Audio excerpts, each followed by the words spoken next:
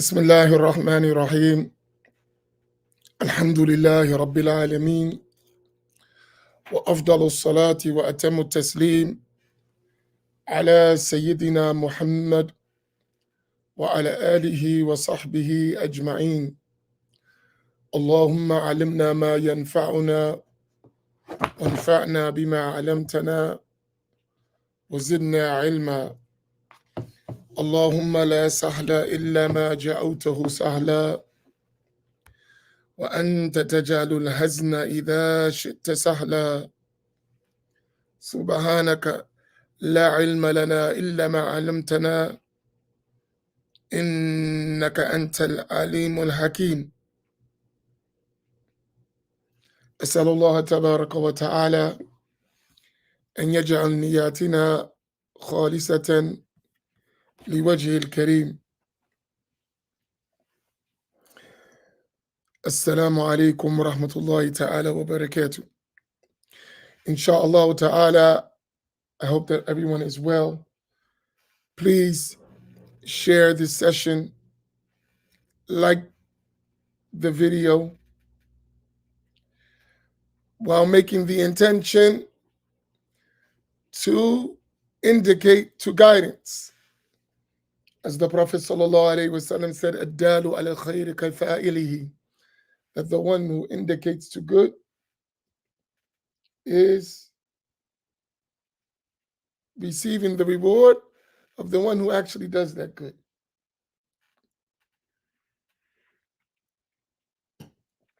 So clear your intentions to benefit others as you share and you like. This knowledge that we're covering is essential for every morally responsible individual. Look at it as your contribution to the development and success of the nation of Sayyidina Muhammad sallallahu alaihi wasallam. Everyone has different roles to play. So look at whatever part you do, you're fulfilling that role in excellence.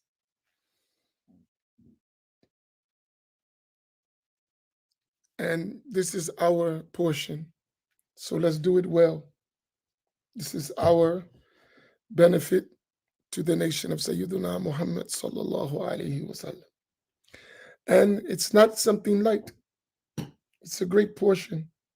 It's the foundational portions. Without it, the house won't stand without a firm foundation. So inshallah today, as we have our reader with us, so we're going to postpone the conversation we were having yesterday to get some beneficial reading in, inshallah. So we'll have scattered readings today. And we're going to read المقصد الأول في بيان عقائد الإسلام وأصول الأحكام, from the book Al-Maqasid of Imam al-Nawawi. We're going to read in the first objective, which is in explaining the creed of Islam, the beliefs in Islam, and the foundations of legal rulings. And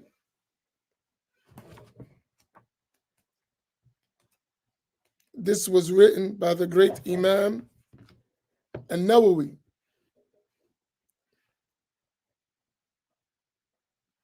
who, like other of the scholars of the Shafi'i school, was Ash'ari in creed, Sunni Ash'ari. As Al-Hafiz al-Dhahabi mentioned about him in his book on history,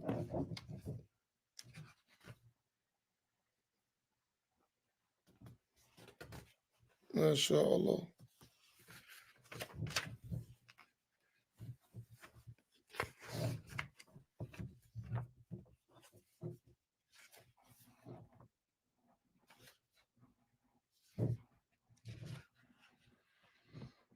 when he said about Imam al-Nawawi, which we talked about yesterday, he said, "Inna madhhabahu fi sifat as-sam'iyyati as-sukut wa imraruha kama ja'at."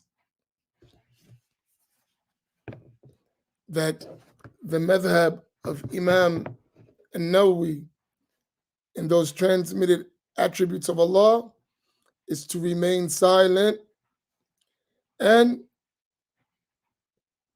to let them pass as they were revealed. And often, sometimes, he made a ta'wil in his explanation of Sahih Muslim. MashaAllah. So we're going to read from the first section, which talks about the beliefs. Bismillah. Let's recite Al-Fatiha to the soul of Imam al-Nawawi, rahimahullah ta'ala. Al-Fatiha.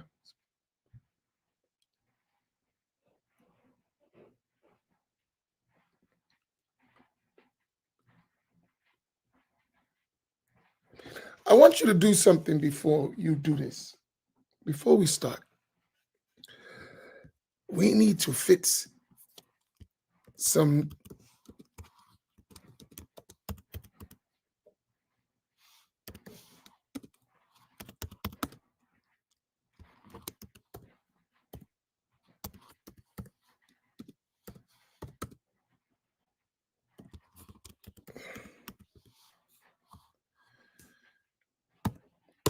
Can we copy this? Can we all copy that and put it in the chat? Everyone copy that and put it in the chat. I shouldn't let that pass by.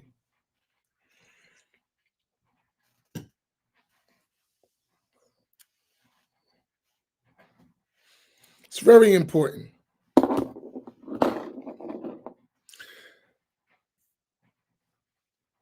Because we don't want to be, before you start reading, reader, I just want to make this point. We don't want to be lying to ourselves in our religious practices and convictions. So I need everyone to put that up.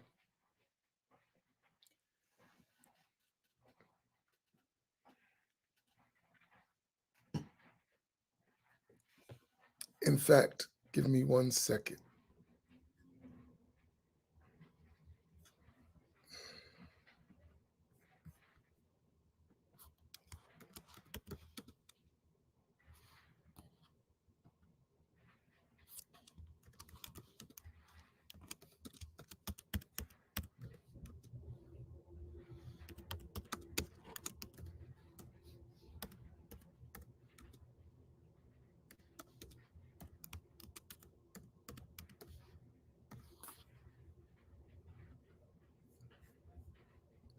There's a reason why I mention this, because we're going to read from this book of Imam al-Nawawi called Al-Maqasid,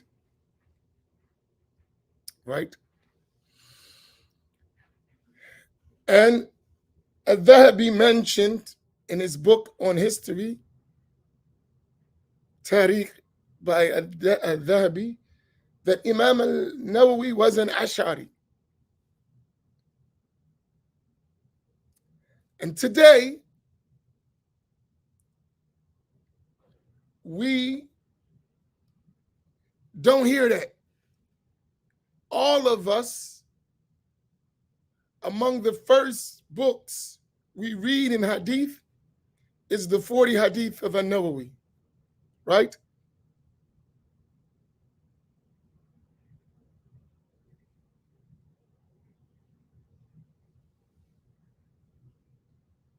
No, I was putting, excuse me, let me take that out. Let me hide this comment. This is what I was typing. This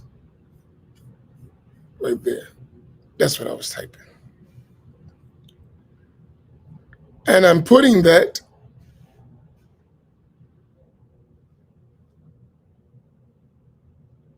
so maybe we should fix it. Let me copy that. I made a mistake on the first one. I left the N out. So let me copy this real quick. Hold on one second. Sometimes a little is a lot. So this little, let's make it a lot. Okay, I'll fix it. I fixed it. All right. 2 times is a charm. So let's recopy it so people spell his name right. Can we recopy it and put it again? So it's in the chat. Inshallah. Barakallahu bikum. So there it is there in the chat. Repost. So we fix it. And the reason why I say that is we have to collectively do our part. Misguidance will continue to exist if everyone remains silent. So therefore, in order to correct the misguidance, we have to be vocal. We have to spread the truth. We have to set the historic record straight, right? That will allow for people to make educated decisions about the way they practice the deen. But if fabrications, lies, identity theft is allowed to go unchecked, we will be confused for generations to come, right? So these little matters seem insignificant, but they're very important. Let's stop letting them move the goalposts, as they say. So they say, oh, he's an Ash'ari, or he's a Sufi, or he's Shafi'i. So is Imam al-Nawawi. Imam al-Nawawi was an Ash'ari, a Shafi'i, and a Sufi. No doubt. Historical fact. But all of them read his books and rely on his books. And like we mentioned, Al-Hafiz Ibn Hajar al-Asqalani yesterday, he was Ash'ari, Shafi'i, and Sufi too. It's very important. I don't want that to pass by. So when you see somebody reading the 40 hadith of Imam al-Nawawi, knowing Imam al-Nawawi was an Ash'ari, a Sufi, a Shafi'i, just like me.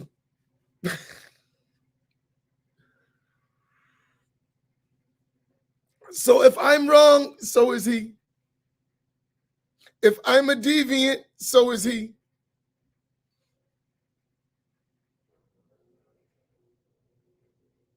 So don't make it me, I follow those deviants. Why are you following them too? Why are you using their stuff and then hide their identity and make it like they were like you and they were not? This is trickery. Do y'all get my point?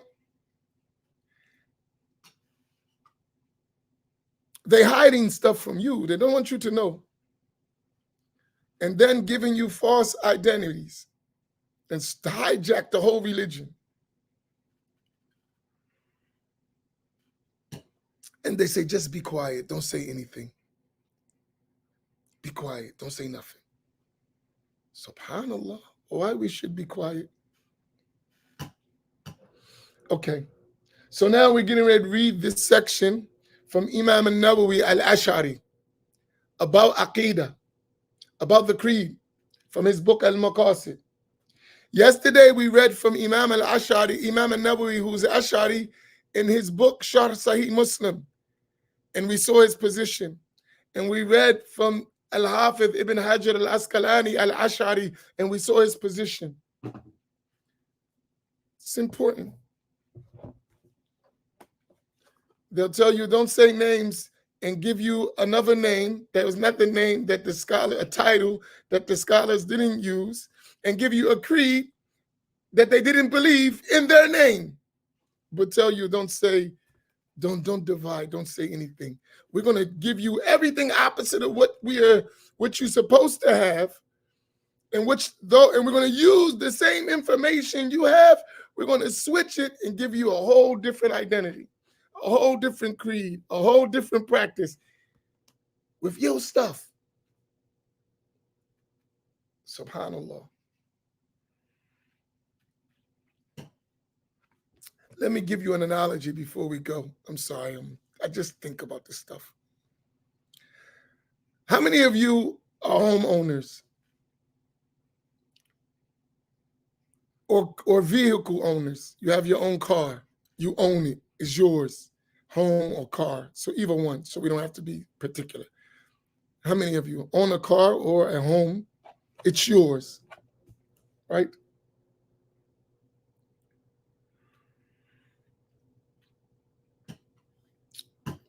What if someone stole your ID, your identification, then went to the motor vehicle or to a realtor, switched your information, got a replacement ID, and tried to sell you back your house or your car?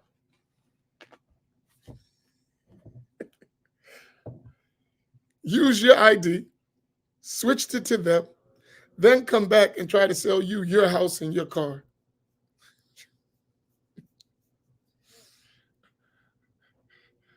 That's what they're trying to do with the religion. SubhanAllah. It's the same thing. Nobody would accept such a thing. And you would be upset. I can see you now going crazy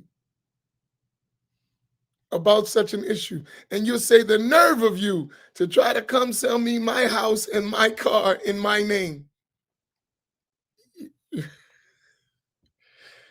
That's what they're doing in the religion. La hawla wa la quwwata illa billah.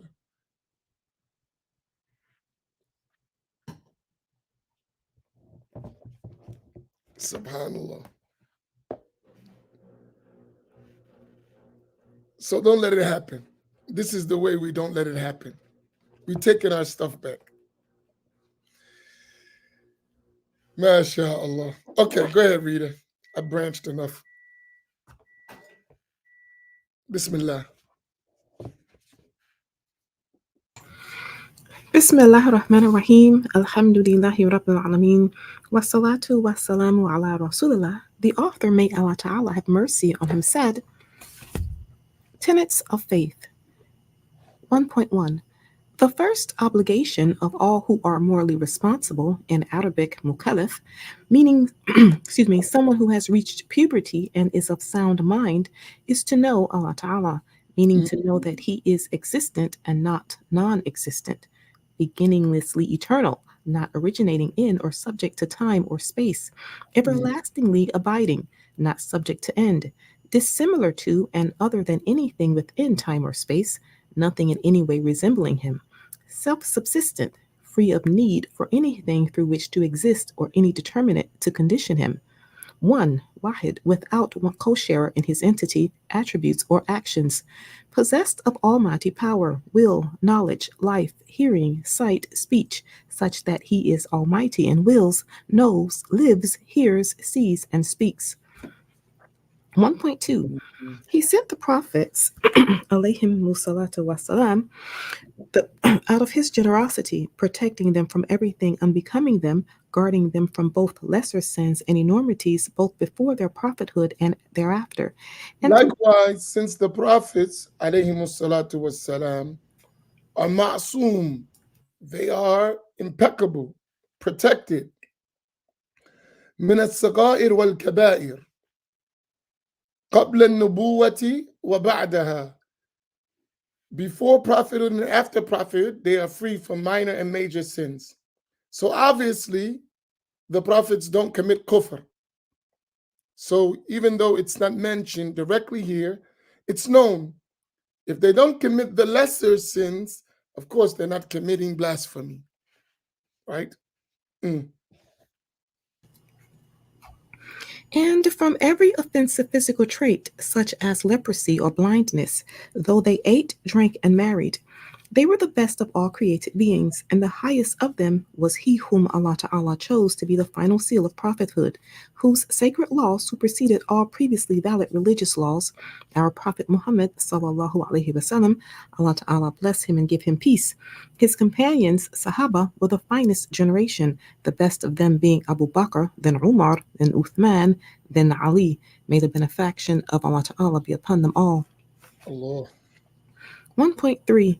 We believe in everything that Allah subhanahu wa ta'ala has informed us of upon the tongue of Muhammad sallallahu alaihi wasallam. Allah And ta'ala bless here, him and give him peace. remember we mentioned the statement of Imam al-Shafi'i, which is very important, that he said, I believe in Allah Ta'ala and what he revealed as Allah Ta'ala intended. And I believe in the Messenger of Allah sallallahu alaihi wasallam and what he conveyed as the Messenger of Allah sallallahu alaihi wasallam intended.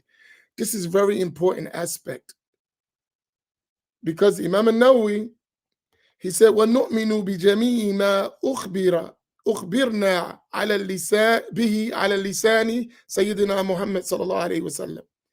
And we believe in everything that was conveyed to us on the tongue of the Prophet sallallahu alaihi wasallam. Some of that we understand, some of it we understand part of it, and some of it we don't have a clear understanding. But everything in terms of our conviction that the Prophet sallallahu alaihi wasallam conveyed, we confirm it to be true, right? And that's the same way when we were talking about our belief in Allah tabarak wa ta'ala and his attributes. What Allah informed us in the Quran about his attributes, we confirm, we believe them as he intended, not as we imagine, as we know very well. مهما تصورت ببالك فالله بخلاف ذلك. Whatever you imagine in your mind, Allah tabaraka wa ta'ala is different from that. Mm. Such as the angels, the sacred scriptures, the questioning of the dead in their graves about their faith, the resurrection of the dead, their being gathered into unto the judgment day, the terror of it, the taking of the pages in which one's good and bad deeds are recorded, the weighing of them, the balance scales, the high narrow bridge over the hellfire that the saved will pass over to paradise, the intercession of the prophets and righteous for others, and in paradise and hell. Mm. 1.4. Everything that is necessarily known by Muslims to be of the religion, per reliance of the traveler, necessarily known, meaning the things that any Muslim would know about if asked, is obligatory to believe, and anyone who denies it is a non-Muslim, kafir. So there are some things that are معلوم من الدين بالضرورة. They are necessarily known to be of the religion of Islam. So that knowledge, all of us are obligated to learn and to know well. Why? Because the one who does not know that and denies it because of not learning, when they have the opportunity to learn, they are blasphemous. They become non-Muslim. So learning a certain portion, especially this knowledge, is obligatory. And that's why we need to go over it. Every now and then, you should have a complete reading of a text, just a reading of this essential knowledge to constantly remind yourself of it. Sometimes just reading, sometimes explanation and details, sometimes evidences, but it needs to be a constant thing.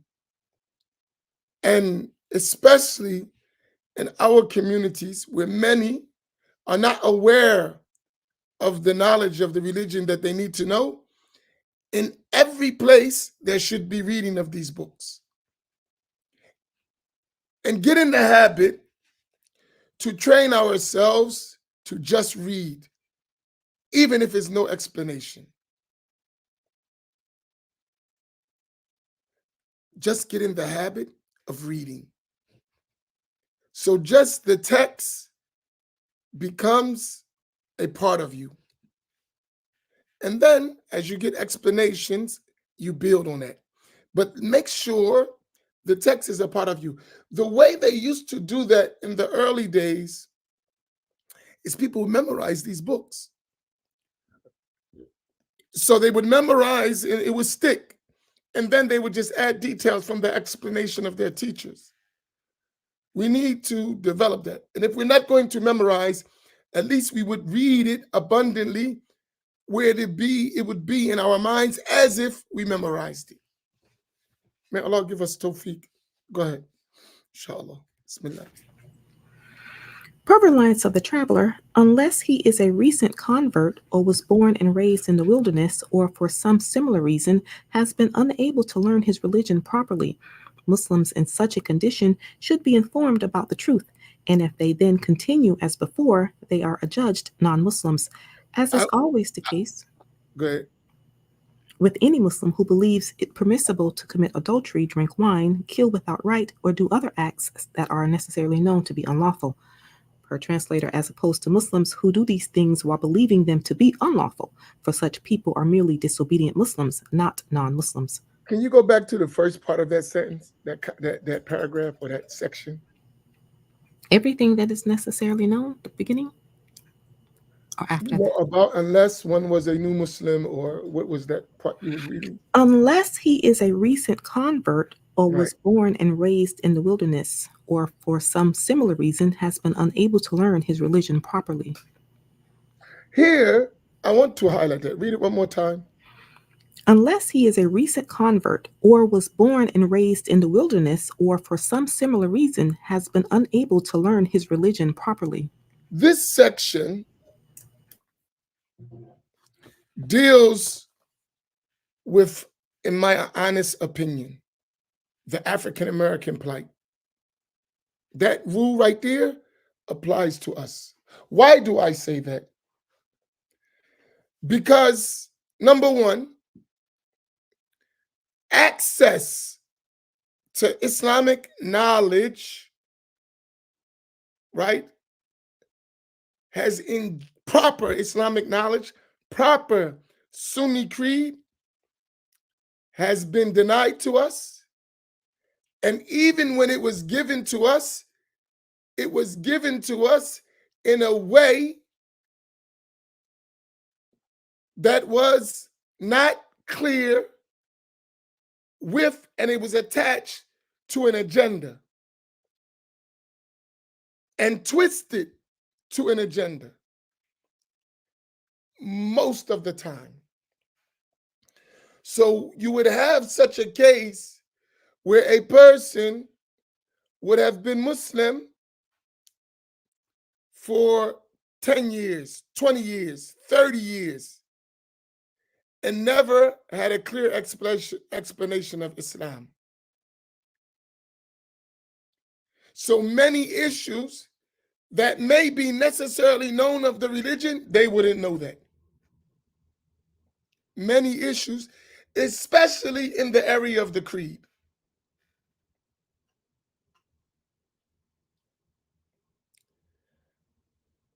And I'm going to tell you something. We need a rebellion as Black folks, seriously. I don't even like talking like this, but it's so true. We need a rebellion. Until we think and practice and move like an independent nation.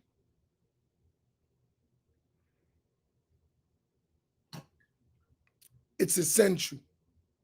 I'm like 1,000,000% convinced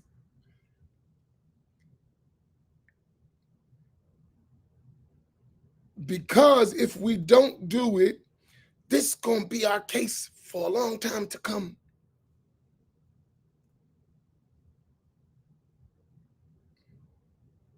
Seriously. We have a lot of stuff to overcome. Someone said something to me. It was deep. And I sat on it when they said it. It like just stared at me for a minute. They said, some people didn't teach us because they don't care about us and they were trying to harm us.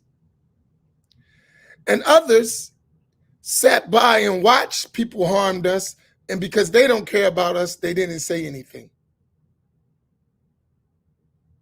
I said, that's deep. 2 levels. Some people didn't give us the deen because they were trying to hurt us. They manipulated the deen because they were trying to hurt us. And some people saw it happening, but because they don't care about us, they didn't say anything. Man, that's deep. In order to protect ourselves from that, we have to think and act and feel like an independent nation. It's essential. And then as an independent nation, how do you function? You look at every other nation and you examine that nation. It's bad, you leave off. It's good, you take and strengthen your nation. Every nation does that. Then you build, and then you come on the world stage and function as a nation with other nation as an equal, not as an inferior. It's very important. Serious, this is something to really, really think about. And when you think about this, that we have that excuse that, man, they didn't give it to us correct. Still to this day, they hide information from us. To this day, intentionally. So that they would be in charge and we would always have to rely on them. Others do that. And that other can be outside of us in general. And the people know it. This is not something that's like people don't know. They see it, but they don't care enough to do anything about it. They don't. So you have to start paying attention to this because you're affected by it. Big time. Right? Let me ask you a question. In your communities all around the country, how many of your masjids have had just Sahih al-Bukhari read cover to cover at least once in your community, in your masjid, in your region by your people?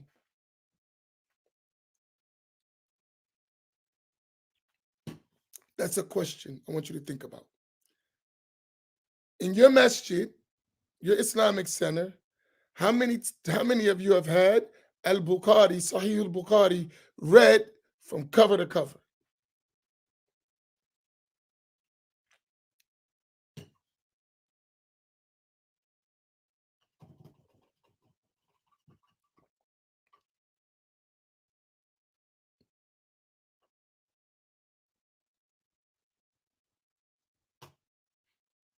Answer. Come on, everyone.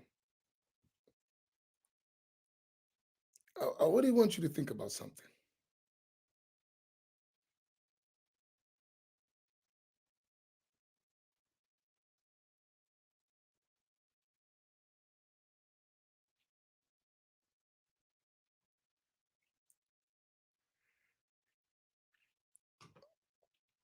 Now I want to ask you a question. What is the most authentic book after the Quran?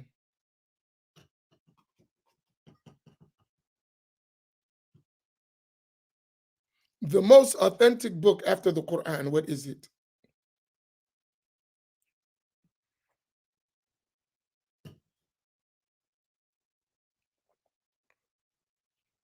So why not? If it's the most authentic book after the Quran, why is it not read?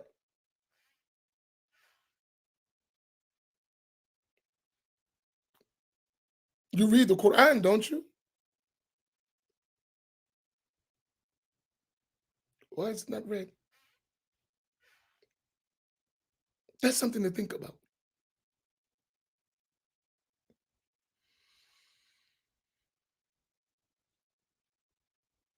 So if that's not read, we're quite sure the other books of hadith are not read either. That's obvious. If that's not read, we know the other books are not read either. Which means that we're saying we follow Quran and Sunnah is only a claim. It really has no real reality.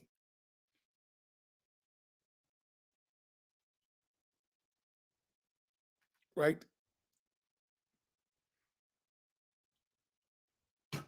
We should fix that.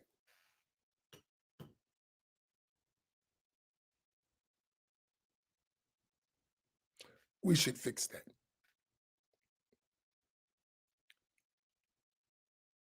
Especially in our communities. And even if you have to start struggling, start. Make it a habit that is done in every locality, in our communities. Start there.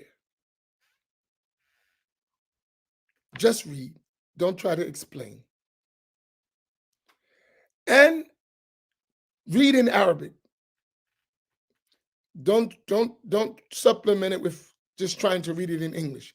Read in Arabic. Struggle to make it a habit. You'll get better. Don't worry about it. Struggle. Don't listen to nobody. Let me tell you, oh no, you're not qualified. Don't even pay them no attention. Struggle. Start. Don't try to explain. Unless you learned, but you should be struggling to read the part. So just read. Make it a habit. When you finish, start over. Even if you did it an hour a week and it took you years, make it a habit. Make it a habit. Make it a habit. Make it a habit. Make it a habit. If you're good and you get a group of you, you're going to start learning. You're going to get proficiency after a while. In coming generations, that beautiful habit you start will be perfected later.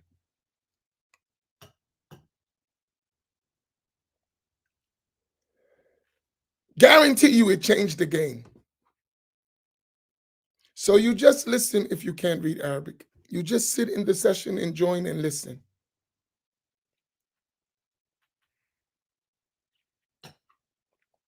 We have to break certain cycles. If you don't do it, it will never get done. That means your children won't have it, your grandchildren won't have it, and your great-grandchildren won't have it. You have to break the cycle.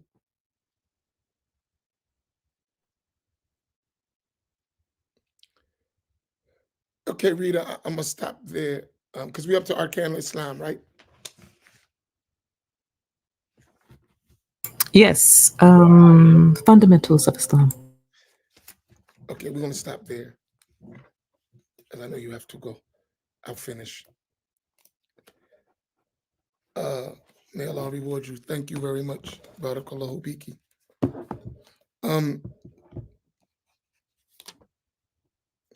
I'm saying that really because I'm thinking long term. If you want to build something, you have to be prepared to struggle for it. No one's going to do it for you. honestly. And when we have these sessions, various, right? I don't know how much you understand. Most of you probably read the Quran and don't understand, and you still read it. And you should. It will come in time. Don't worry about that part. Do it. While you're learning, do it.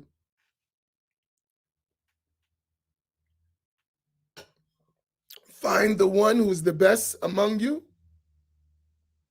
Let that person read. While he's reading or she's reading, give others the opportunity to practice while he's helping correct, step by step.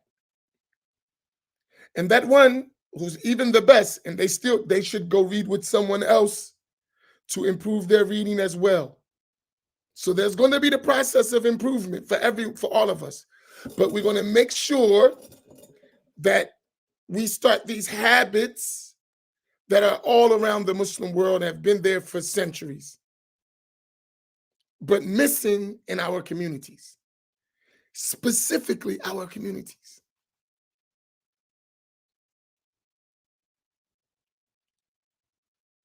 Let me tell you what happened. I'll tell you something I think about it. It bothers me, but it's our issue. I'm going to tell you something. It really, really bothers me. It does. It really bothers me a lot. But it's us. I can't do anything about it, but encourage us. You know, tell you a story why it bothers me.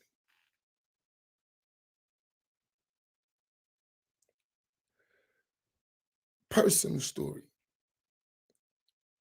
I was the one who encouraged some scholars to begin to read the books of hadith from cover to cover in America, in certain places, right? And we started that in the Black community.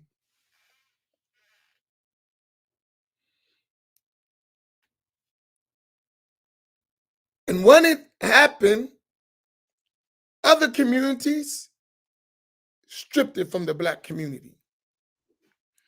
And the excuse was that the Black community didn't appreciate it. And more attended outside of the Black community, and it never returned back to the Black community. That bothers me. I'll be honest. And no one cared about saying, let's take this to the Black community. Not at all. And the only way it comes back when I intercede and intervene, it never comes back voluntarily. That bothers me. Seriously, it does. But if we were to do it ourselves in our communities, those same people would criticize.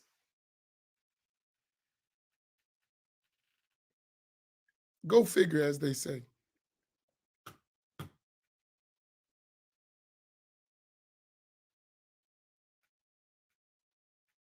Go figure. I want to change that. I want to change that reality. I need your help. But we have to be able to step our game up. I have to be honest with us. We have to step our game up. But it's better that we do it ourselves. And that's why we started already. I should, while I'm doing it. That's why we're doing this. Let me take the Nawawi out.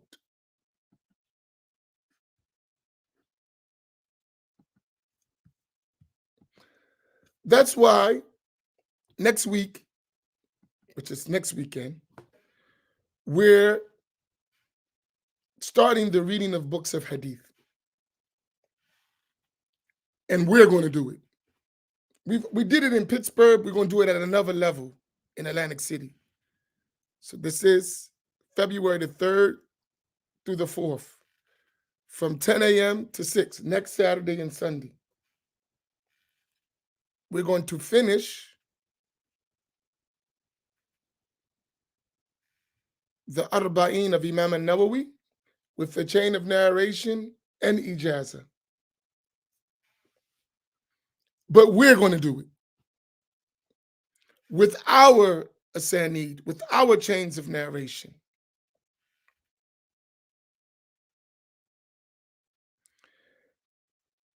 And we're going to relate it. No, it's not going to be online. Sorry. It's not going to be online. Nor is it going to be videoed or recorded. We will have some sessions where we share parts of it, but it's going to be us, inshallah, and we're going to move it around the country. So if you don't make this one, prepare to set up a reading in different, we're going to go to different areas of the country, and then bring it so the people in that area can come. And we're going to expand it. Our intention is to cover all the major books of hadith with our own chains of narration that we have from our teachers. It's very important. I have some big stuff with this. I need your help. This is like a very important mission that I've been working on for over 20 years.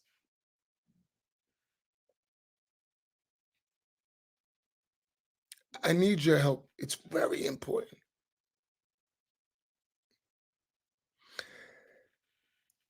And really not so much for us. It's for our future generations. But we have to change some things. It's gonna be difficult. I didn't say it was gonna be easy. But we must do it.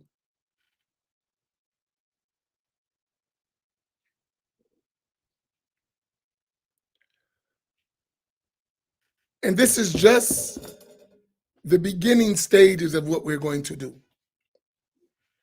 And so if those who attended when we did it in Pittsburgh, you saw us do it. We're going to do it a little different in Atlantic City because we want to improve every time we do it, get better and better and better, right? And add things that we didn't add, and every time it's different and different and different because we got to develop the discipline to just go at it. But I have some things. I need your help. Please, please, please, please. Attend if you can.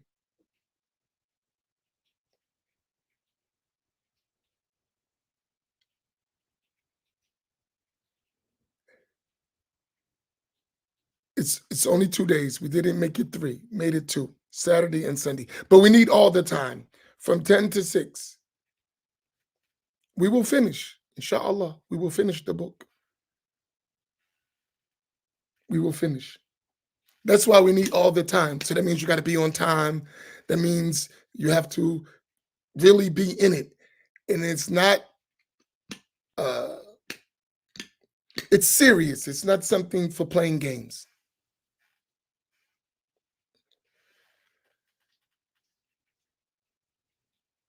But I'm not going to be, inshallah, by myself.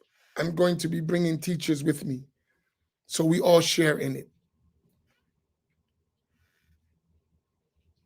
And we want it to be an inspiration for us so that it spreads, especially in our communities.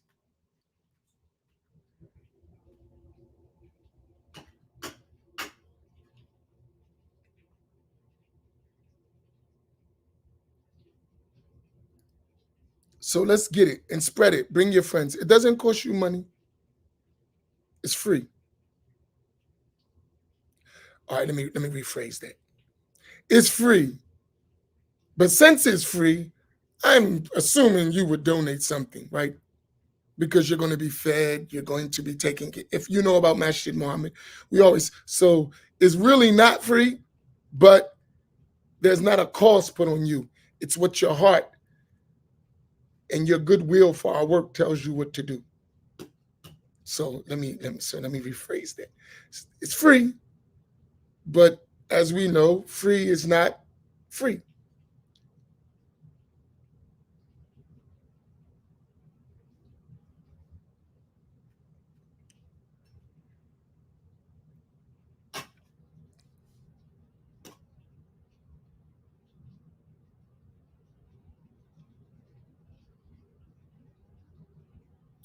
Yes, the people who attend will be given an ijaza in the Arba'ina Nawawiyah.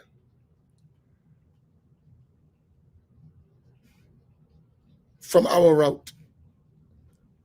I've covered the Arba'ina Nawawiyah with many teachers from different parts of the world, and I have many different ijazas in this book and other books of hadith.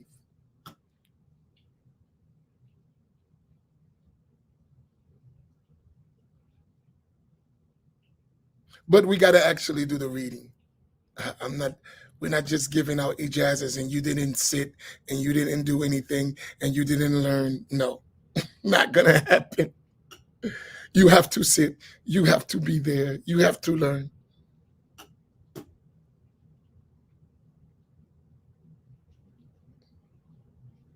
It's important. Trust me. And while we're doing this, we are simultaneously reading books again, doing it again with our teachers. So it gets better and better and better. But it's something we must develop for ourselves.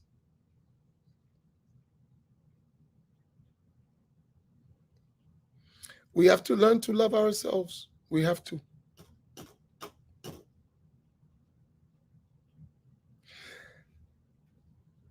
And that does not entail excluding anyone. It doesn't. Everyone is welcome. It doesn't include that. It includes us doing something ourselves. That's what it includes. Please, please understand this. It doesn't include, absolutely not, the exclusion of anyone else. Never. All are welcome.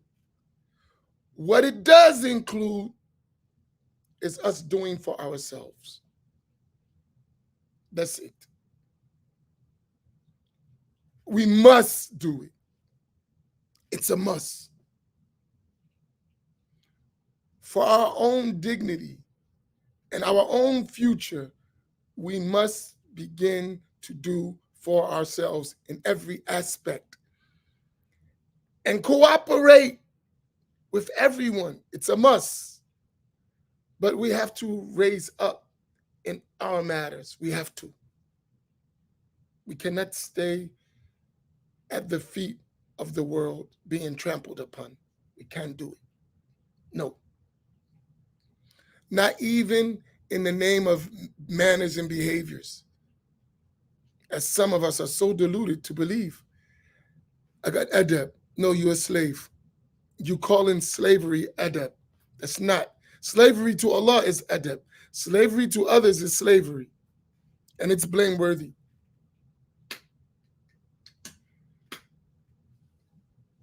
It's not good manners. It's poor manners. To be at the feet of creation.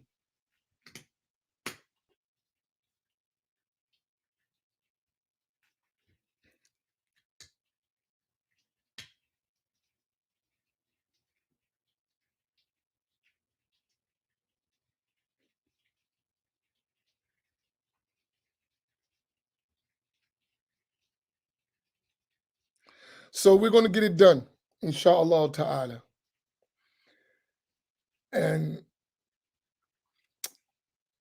But I want this in all the sciences in our communities, like even if it's just reading,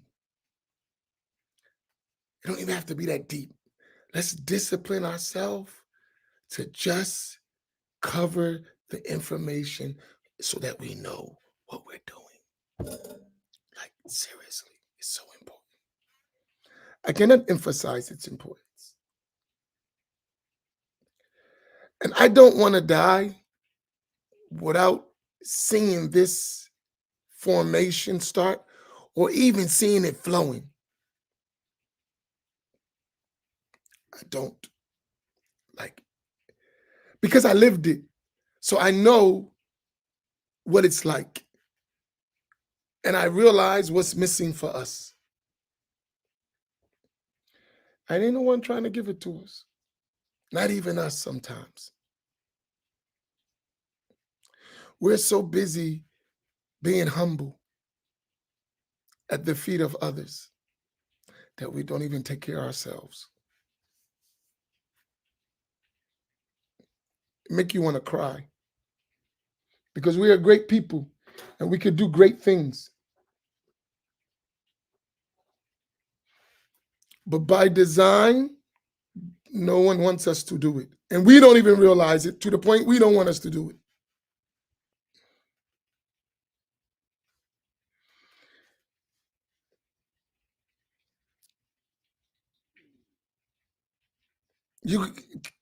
Here's someone asked a good question. Let me entertain her for a minute. I love her. It's my elder, right? You have ears and you can listen and you can hear. That's how. Everyone does it. Now, everyone's meant to be a scholar, but everyone can benefit. All you have to do is listen and be patient to sit and listen. You heard. That's how. That's all you have to do. Sit and listen. How many times you listen to the Quran and you don't understand what's being said? You still get the blessing of it, right? Every Ramadan, you listen to the Quran and you don't understand Arabic and you don't understand all the Quran. You recite and you might not understand everything you recite. You still do it, right? And you get the blessing of it, right?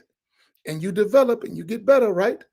One day you keep listening, you will understand. Let me tell you a story in relation to that.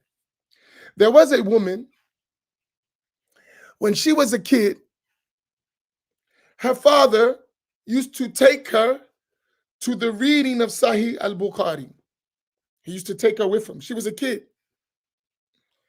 in their area, so they would read the Bukhari with their chains of narration from their area.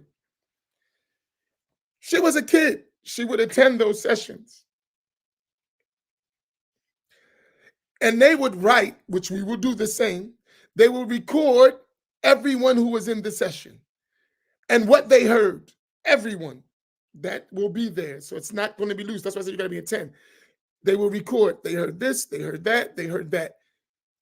And when the teacher would give the ijazah, the names would be registered of everyone who heard.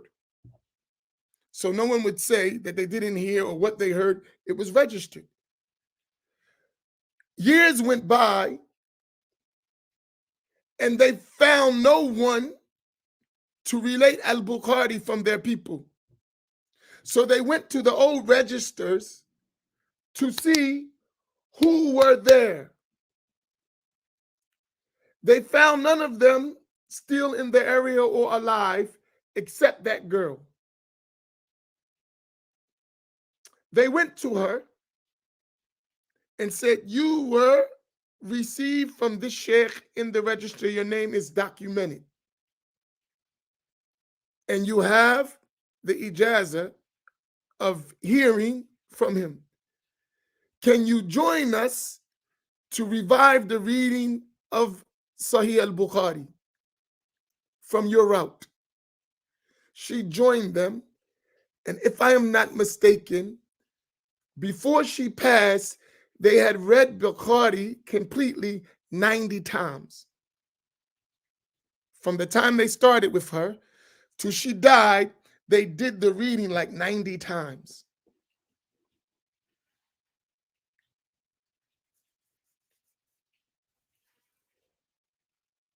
That was a woman who was a girl.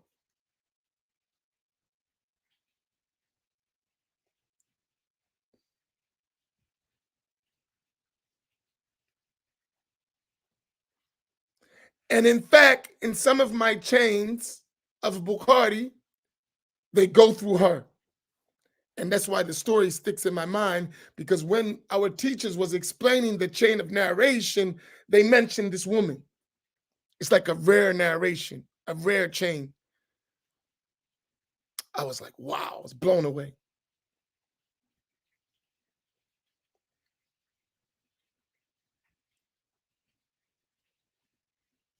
And all of the chains in that area go through her. Let me give you one you may know even more, easier than that. Al-Hafiz ibn Hajar al-Asqalani, who we read in Fathul Bari, he died in the year 852 AH, right?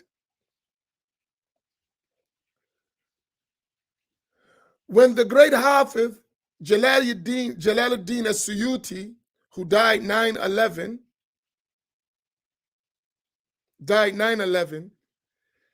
he was a little kid, and they used to take him to the session of the reading of Al-Hafiz ibn Hajar al-Asqalani.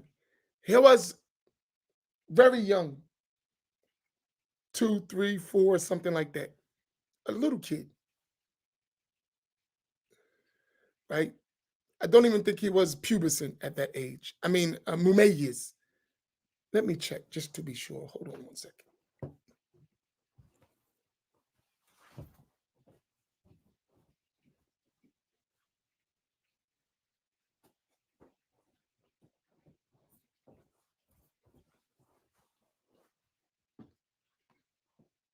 Hold on one second.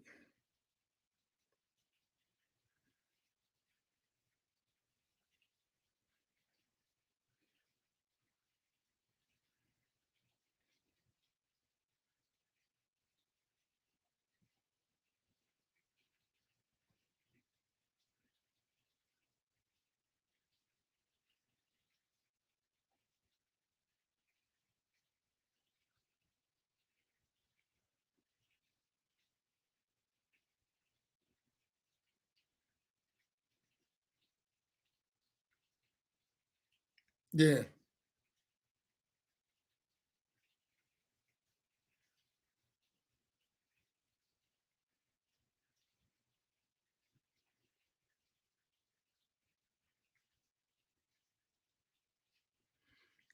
Suyuti was like 2 or 3.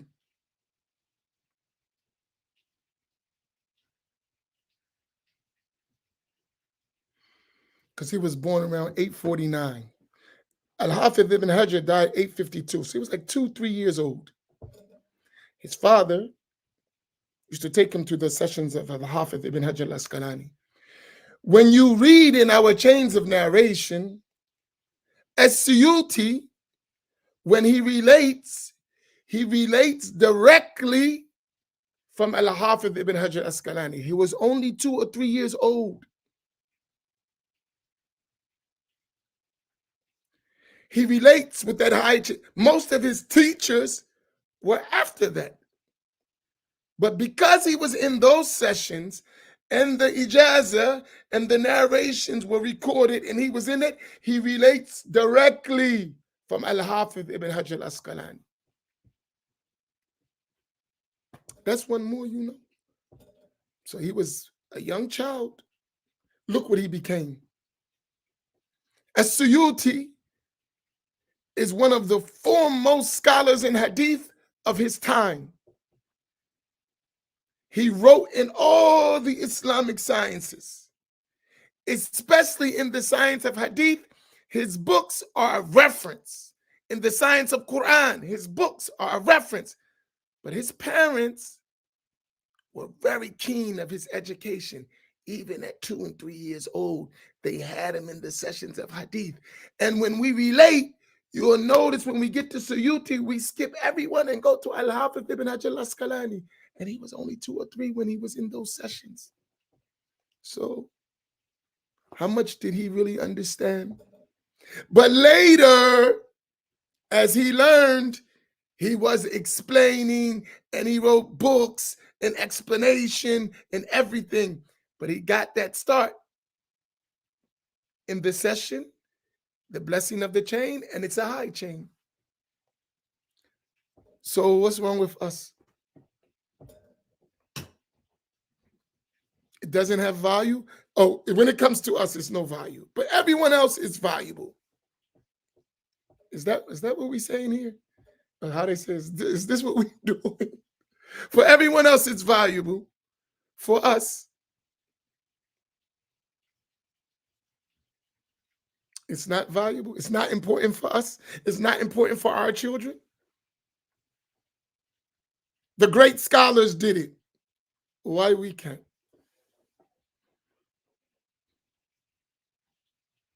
As our teachers used to say, work. The great scholars started where you were at. They just worked. And if you work with the tawfiq from Allah, you can be the same.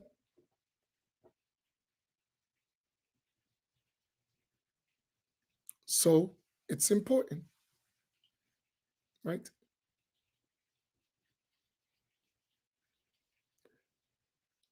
One of my teachers, who maybe we will relate from his route on this one, we read Al-Arba'in an-Nawawiyah, and in that reading, he had his first son. You know, by the time his son got 5 years old, he memorized the whole Quran. 5. This is right now I'm talking about. 5 years old, half of the Quran. But he had him in the sessions from day one, bringing him to the sessions of reading, because he reads books of hadith and finishes, stuff like that, and Quran and teaching. He's graduated from Syria, then Azhar, big sheikh, right? Works in giving fatwa. 5 years old, his son hafiz the Quran.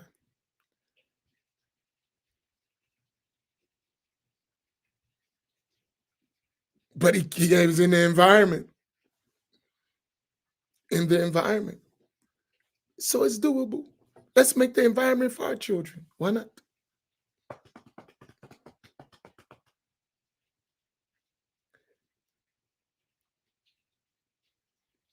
Why not? You have to.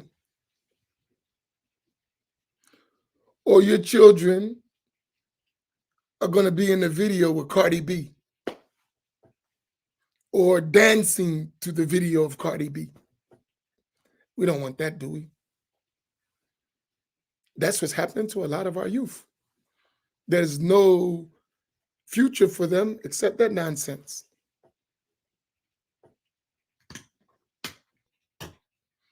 And that will become normal. Like, that's nice. This is like, come on, man.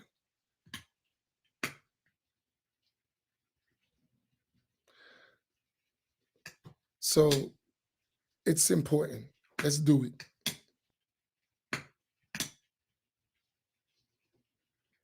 One of my teachers, he realized this, and he said something to me. At the time he said it, I got the indication, but the older I get, the more it settles with me.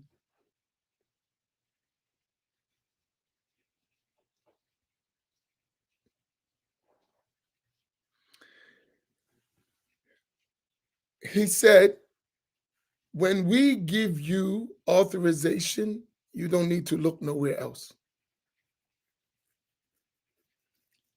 It's from the family of the Prophet sallallahu alaihi wasallam. He said, now go work.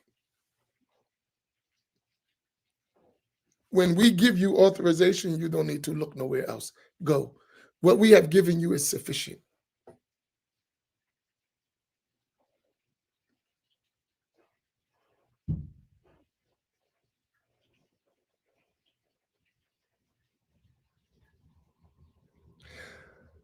And I thought to myself, I said, you have all this, why you don't use it?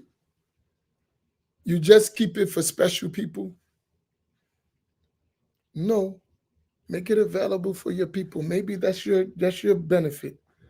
That they didn't have the chance to relate from these routes, but you did. Share it with them. Make sure they do the work, but share it with them.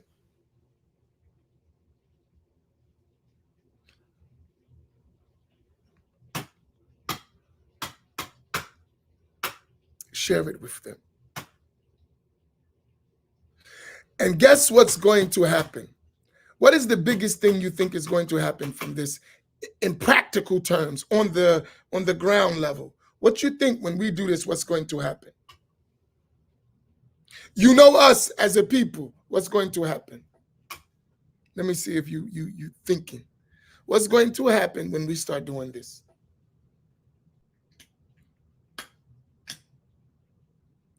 I'm talking about from us, from our people, what's going to happen?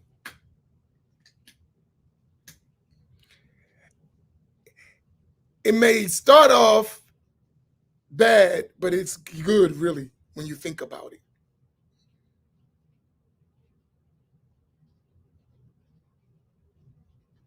Do y'all can imagine what's going to happen? I know what's going to happen. For sure. From our pattern. Because customs, habits, they don't change. They stay.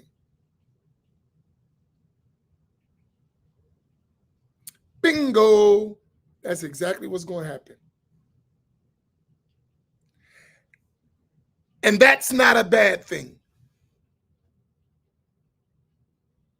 That means we would have revived the study and narration of hadith in our communities, because someone's going to copy. Trust me, they're going to do it. And that's not a bad thing. And if we keep raising the bar, they have to come up with us. That's not a bad thing. Long as we keep going and keep raising the bar, they have to come up. Eventually, it could be normal in our communities. And we would get the reward. And we would get the reward if we are sincere. This is the habit. They're going to copy. If we just keep raising the bar, guess what? They'll have to come with us. And eventually, that'd be the norm. So don't look at it as a bad thing. Oh, we did that, now you're doing it. No, good, do it. And we're doing this too, do that too. And we're doing this, do that too. And eventually, it's a norm in our communities. And when it's a norm, it's going to be another way to move out the misguidance. Because now, people are going to see Sunnis following the Sunnah, reading the Sunnah, knowing the Sunnah, not others, and thinking that they are the people of the Sunnah.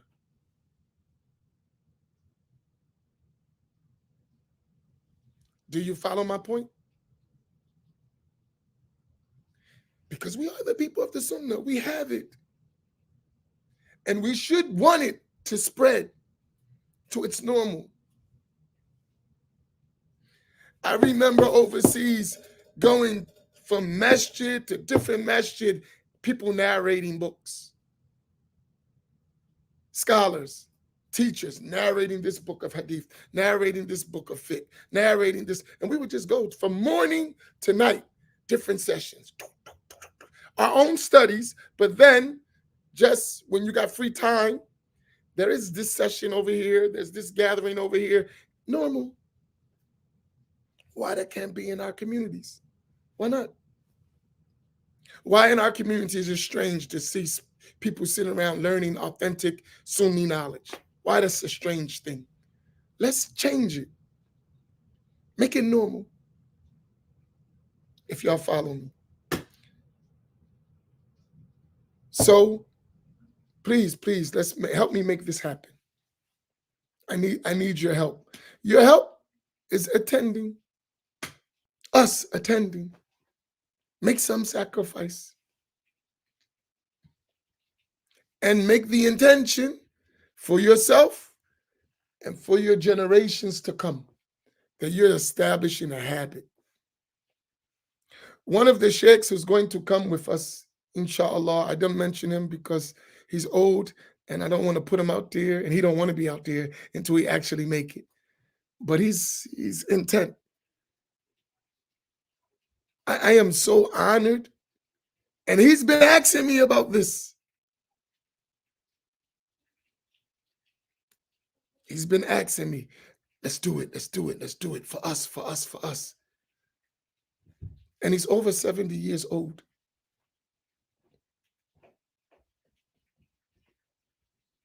So we finally got around to doing it.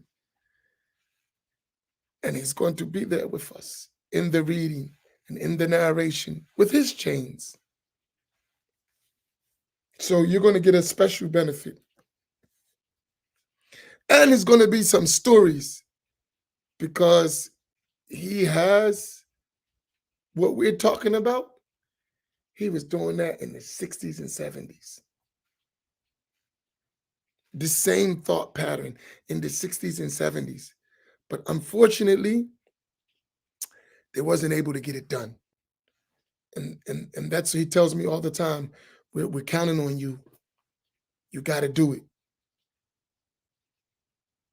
Regularly, he tells me that. We're counting on you. The banner is in your hands. You got to do it. So he'll be joining us, inshallah. I don't know how long he has in life. May Allah give him a long life. But he's old. So, inshallah ta'ala. That would be good for him to see it happening. It will really do heart matters for him. Just as we want it, our elders want to see it too. So that'll be a special treat for you. And we'll have private sessions to talk about other things with him besides this. So it's going to be some other benefits. All right. I talked to you long enough. Please, let's get it done. Inshallah. Barakallahu bikum. Wa sallallahu ala Sayyidina Muhammad wa ala alihi wa sahbihi ajma'in. Subhana rabbika. Walhamdulillah. Assalamu alaikum wa rahmatullah.